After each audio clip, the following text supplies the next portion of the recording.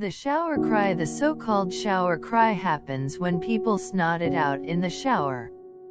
This weeping location is said by some to be as satisfying as it is common.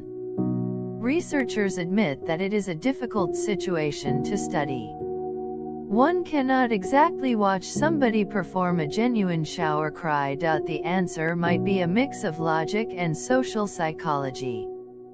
Most adults do not like to cry in public. Showering feels good and cleansing.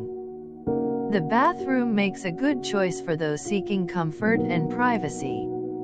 Needless to say, the sound of the water muffles sobs really well. A wide study backed up this need to cry away from the public eye. Psychologist Lauren Bilesma analyzed information from 35 countries involving 5,096 people. It found that when a bout of crying occurred, around 62% of the participants waited until they were at home and 35% only wept when there was nobody around to see them. Tears are unique at first glance. Tears look the same. They are colorless blobs which, thanks to gravity, are slightly thicker at the bottom and smeared at the top. However, tears have three types. Called reflex, basal, and emotional tears, each kind is a distinct cocktail of antibodies, oils, and enzymes. The true uniqueness of tears can be seen under the microscope. In 2015, Dutch artist Maurice Meikers invited friends over to cry. They donated tears by looking into a fan, nibbling hot peppers, cutting onions, or becoming emotional. Meikers captured the drops with a micropipette, placed them on a slide, and allowed them to crystallize. Once they did, he photographed the tears. Incredibly, they behaved like snowflakes.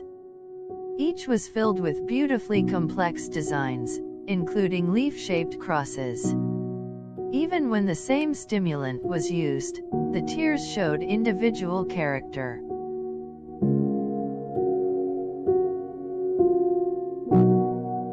Using tears to test glucose for years, inventors have searched for a better way to test for glucose. Diabetics can attest to the fact that the self-administered finger prick test is invasive. In 2018, South Korean researchers took an innovative step in the right direction. They tested a special contact lens on rabbits which tracked glucose levels without harming the eye. Monitoring in real time, it had a tiny green LED that switched off when glucose spiked. The device was soft and flexible and used tears instead of blood to test glucose levels. It was also comfortable to wear and did not interfere with vision despite packing an antenna, rectifier, and lots of super thin wires. All the parts were 1/100th the thickness of the lens and were situated on the outer edge. To see whether the LED was on or off, a person would have to look in the mirror. But this still beats constant finger pricks. The device is not yet available to the public, but according to researchers, it is only a matter of time. People who cry while peeing. In 2009, British doctors first became aware of a mysterious syndrome when parents brought their 3-year-old girl for examination. When she peed, her symptoms included tears but no crying.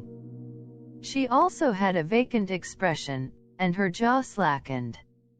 She was in perfect health. To learn more about the unprecedented case, they scoured medical literature and found one other patient. In 1932, a man experienced tears whenever he peed or defecated. A tour through online rooms also revealed that at least 35 other people had the condition. None had felt the need to seek medical attention. The 1932 case was successfully treated with atropine, which sedates nerves. It was a good clue. Investigators found a condition called Bell's palsy in which damaged or diseased nerves regrow and wrongly connect with the tear gland. When such people ate, they wept. It is plausible that another nerve abnormality causes tears during urination. Another possibility is that the condition originates in the brain. Both tear production and peeing are controlled by the same neural region called the pons. Chemical communication. In 2011, researchers tracked down women who confessed to crying easily. This was necessary because the study involved men sniffing female tears. After researchers captured the women's tears, they watched something sad. The liquid was presented to guys who also smelled saline water.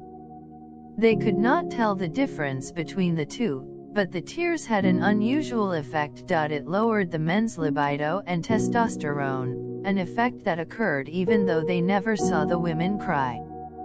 This is the first evidence that humans communicate chemically with their tears.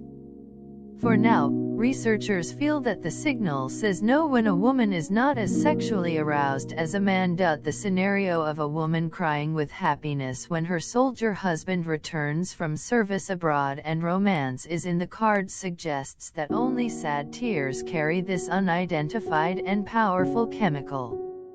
Interestingly, when smelling the tears of men who watched a depressing video, the male sniffers also experienced a dip in testosterone and sexual arousal.